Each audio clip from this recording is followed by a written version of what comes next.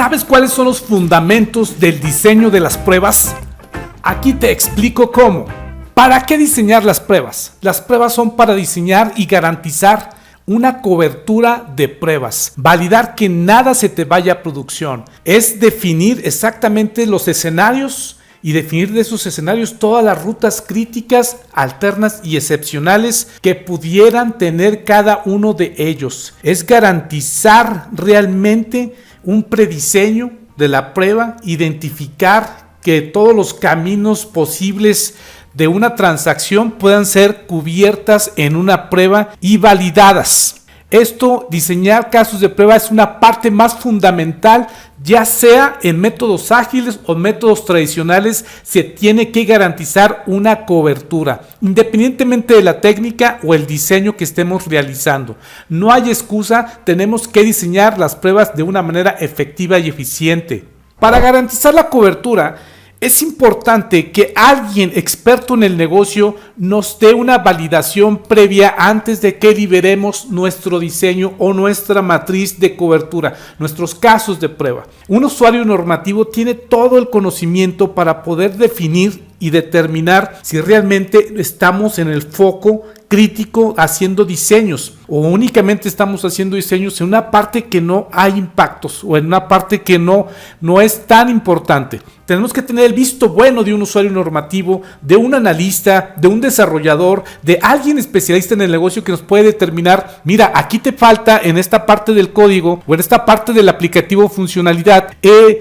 diseños de casos de prueba, te falta garantizar y cubrir esta parte. Entonces es importante que un usuario normativo, que un diseñador, que un analista funcional, alguien experto en el negocio, te dé un visto bueno a tu matriz. También el uso de mapas mentales te ayuda a identificar las rutas críticas, alternas y excepcionales o todos los caminos posibles en un aplicativo. El mapa mental, mostrárselo a un usuario normativo que no es técnico, puede identificar rápidamente las rutas y darte una retroalimentación mucho más efectiva que si le enseñas un Excel con tantos registros y que puede llegar a confundirse o que puede ser una tarea más tediosa para él para poder darte una retroalimentación adecuada. Entonces, mapas mentales, utilizar este tipo de artefactos o entregables para que te ayude a garantizar la cobertura, para que quien te vaya a dar la retroalimentación, es una parte muy importante para que para ellos sea más fácil darte esa retroalimentación o visto bueno. Las técnicas formales para diseñar la prueba. Esta es la parte, yo creo que es la parte más importante en un diseño de casos de prueba.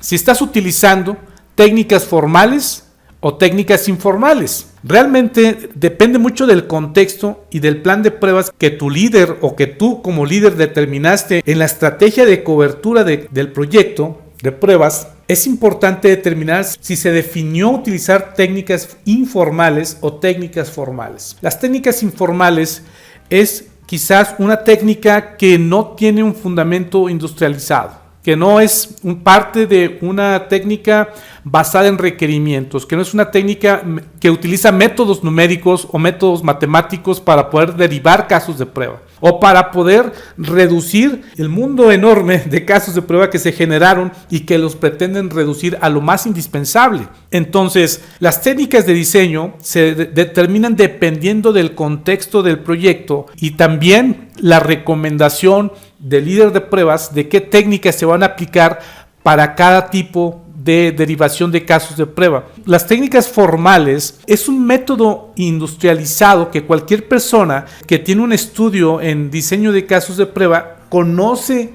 sobre técnicas formales, que obviamente vamos a hablar en estos materiales de cada una de ellas y las vamos a explicar a detalle para que tú puedas utilizarlas en tus diseños. Y las técnicas informales, obviamente no hay una base, no hay un estándar, no hay una forma única o una guía única que pudieras utilizar para derivar casos de prueba. Muchas veces nosotros nos ponemos a derivar casos de prueba utilizando una matriz de Excel y como Dios nos da a entender y como nosotros podemos entender la prueba y apuntando a la nada, empezando a escribir todas las casuísticas que se nos ocurren y podemos derivar N casos de prueba, podemos derivar 1000 por ejemplo, pero con una técnica formal pudiéramos derivar 1000 pero con otra técnica formal pudiéramos reducirlos a los más indispensables, por ejemplo 400, y además garantizar la cobertura y no dañar esa cobertura, que es muy importante, apoyándote con métodos numéricos, con modelos matemáticos para derivar casos de prueba. Entonces es muy importante que el líder de pruebas pueda determinar si para un proyecto vale la pena aplicar técnicas formales o técnicas informales. Ojo, no estoy diciendo que una técnica informal es malo, simplemente depende del contexto de la prueba, depende del contexto del proyecto,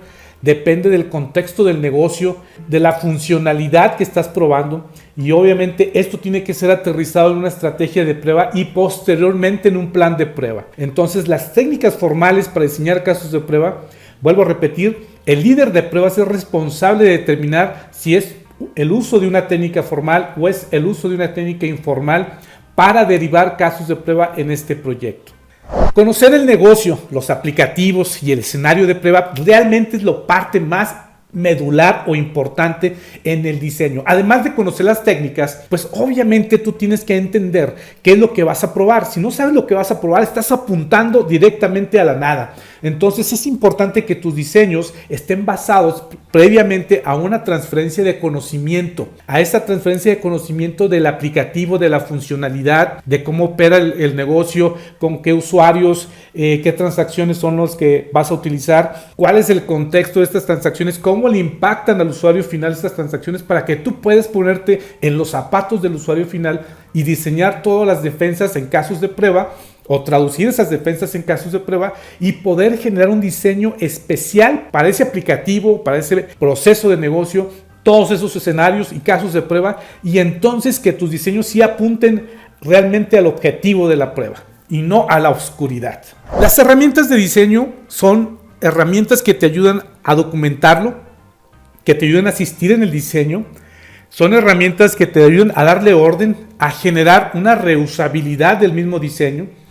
El diseño tiene que estar consistente, tiene que tener un estándar, tiene que tener un detalle importante en el diseño de los casos de prueba o el procedimiento de prueba o script de prueba, para que pueda ser reutilizado, para que la persona que está diseñando no lo tengan que estar buscando el ejecutor de prueba en el momento de la ejecución de ese caso de prueba. Si él no entiende el paso a paso, va a tener que ir a preguntar, oye, es que no entiendo cómo generar este dato, no entiendo cómo capturar esta información, sino el diseño tiene que tener todo el detalle para que ese ejecutor de prueba, que posteriormente al diseño va a ejecutarlo. Entonces, recuerden que el caso de prueba tiene que estar bien documentado, bien organizado, bien gestionado, y además con una trazabilidad del caso de prueba al escenario, y del escenario un flujo de caso de prueba, y del flujo puede llegar hasta el requerimiento o a la funcionalidad de un aplicativo. Entonces toda esa trazabilidad tiene que estar ordenada, y la mejor forma de ordenarlo es en una herramienta de gestión de casos de prueba tipo ALM.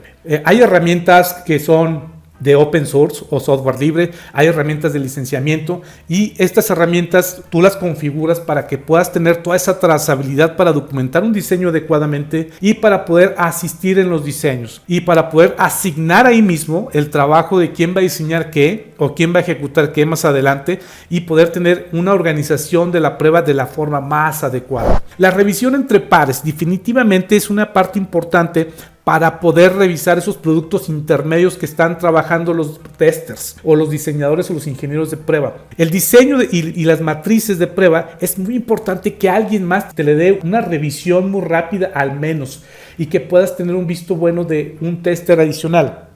¿Por qué? Porque él puede, con una mente más fresca o con una visión más fresca del tema, hacer hallazgos en tus diseños y que tú los puedas corregir de la forma más inmediata sin ningún problema. Y también además los datos que vas a utilizar para el diseño o los datos que vas a incluir en tus diseños y matrices también tienen que ser revisados. Tienen que hacer una revisión entre pares. Una revisión entre pares no significa que es una revisión meticulosa, como una inspección, que la inspección es más formal y que tienes que hacer una invitación formal, y luego ellos se preparan para revisar el documento y luego te dan una retroalimentación y tú tienes que documentar y avisar que ya lo corregiste. No, una revisión entre pares es mucho más ligero, es mucho más light. En la revisión entre pares, tú le das tus diseños, el tester que es tu par va a revisar el diseño, encuentra hallazgos, te los marca y te los entrega y tú los corriges. Y obviamente eso es mucho más rápido y es una práctica muy importante para tener una calidad de los diseños mucho más acertada y mucho más eficiente y más elevada. El papel del usuario en el diseño definitivamente, vuelvo a repetir, es una parte muy importante. También todos los puntos que he mencionado van a caer en que necesitamos un especialista que nos dé un visto bueno. Y el usuario, como está en el día a día, está en la operación, está en el campo, conoce definitivamente las debilidades del aplicativo, las debilidades y las fortalezas de todo el proceso de negocio, y entonces él sabe dónde le duele el aplicativo, dónde no le duele, y te puede apoyar en la cobertura de tu prueba. Si hay algo que no está bien cubierto, él te va a ayudar y te va a decir, apúntale aquí. Entonces es un escudo en tus diseños. El usuario al final del día te va a ayudar a garantizar una cobertura importante en tus diseños de casos de prueba, y es un escudo para el área de testing importante incluirlo y integrarlo en nuestros procesos para que nos pueda dar un visto bueno. El usuario, si definitivamente después de que nosotros diseñamos nuestra matriz de casos de prueba o nuestros casos de prueba, ya sean ágiles o tradicionales, siempre es importante que él le dé un visto bueno. Definitivamente los beneficios son grandes y son enormes el utilizar diseños de casos de prueba formales. El utilizar casos de prueba formales o un diseño formalizado, generas un estándar, generas una reusabilidad y garantizas la cobertura. El estándar es que todo mundo va a entender en los casos de prueba que estás tú diseñando, venga de una compañía de la India, venga una compañía de Argentina, de Perú, de Bolivia, de Estados Unidos o de México. Entonces ellos van a entender porque tú estás utilizando un estándar y todos estamos familiarizados, los que tenemos estudios formales de testing, tenemos las nociones y las bases para identificar el estándar y las políticas de diseño de un caso de prueba, y por consiguiente el estándar te lleva a una reusabilidad del caso de prueba, y la reusabilidad genera un ahorro importante en los costos. Entonces, si es más fácil reutilizar un modelo de casos de prueba estandarizado que un diseño de casos de prueba no estandarizado. Entonces, y esta parte además te lleva hacia una garantía de la cobertura. Ahora es importante mencionar que los diseños de casos de prueba funcionales no deben ser utilizados para tratar de garantizar una prueba unitaria, para tratar de garantizar una prueba integral. Recuerden que la redundancia tiene que ser eliminada y cada quien debe de enfocar sus diseños dependiendo del nivel de prueba que está haciendo, ya sea prueba unitaria, prueba integrada o prueba funcional, prueba de aceptación de usuario, entre otros. Entonces es importante enfocar el esfuerzo del diseño con las técnicas aplicadas para cada nivel, para cada actor que va a estar involucrado en la prueba y en el diseño, para que podamos definir ese estándar, esa reusabilidad y esa garantía. Normalmente el rol que diseña los casos de prueba es el ingeniero de pruebas que tiene al menos 2 años de experiencia en el negocio, que tiene 2 años de experiencia diseñando casos de prueba, que sabe que tiene que involucrarse rápidamente en entender de qué se trata el aplicativo, la funcionalidad, que va a ir por el conocimiento de ese aplicativo y que lo va a traducir en casos de prueba. Lo que también le llaman tester senior, pero es importante que ellos ya conocen que el diseño de casos de prueba tiene un estándar, tiene una cobertura, tiene un formato y que además tiene un visto bueno de ese producto intermedio que nosotros estamos construyendo para llegar finalmente a la prueba o a la ejecución de los casos de prueba. Y es importante que este rol lo tengas en mente en tus diseños. No es recomendable que personas que no saben de testing, que no saben de diseños, que no saben de técnicas formales, se involucren a tratar de generar diseño de casos de prueba. Tiene que ser una persona con toda la expertise, que tenga la experiencia, y aquí te marco al menos 2 años, porque es lo mínimo, es lo más indispensable. Normalmente un ejecutor de casos de prueba, que es el puesto inferior o el puesto inicial de la carrera de testing, pues ellos empiezan desde 0 años hasta 2 años, y generalmente en este punto de 2 años es cuando ellos empiezan a brincar a una ingeniería de pruebas o a un tester senior o a un tester mid, que el tester mid está entre el tester senior y el ejecutor de pruebas, y estos ingenieros te van a ayudar a generar un diseño de casos de prueba eficiente. Esto es fundamentos del diseño.